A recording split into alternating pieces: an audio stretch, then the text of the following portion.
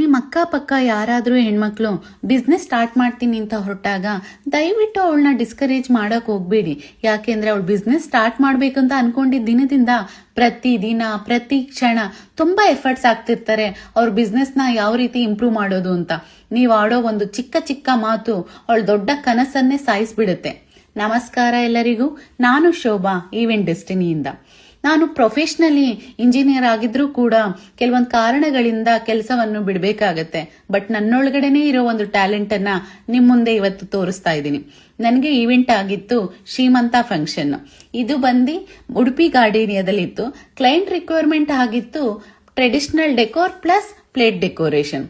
But client already ಅವ್ರ budget ಅನ್ನ set ಮಾಡ್ಬಿಟ್ಟಿದ್ರು. Ma'am ನನ್ಗೆ ಇದೇ ಬಜೆಟ್ ಅಲ್ಲಿ ಟ್ರೆಡಿಷನಲ್ ಡೆಕೋರು ಪ್ಲಸ್ ಪ್ಲೇಟ್ ಡೆಕೋರೇಷನ್ ಎರಡೂ ಆಗ್ಬೇಕಂತ.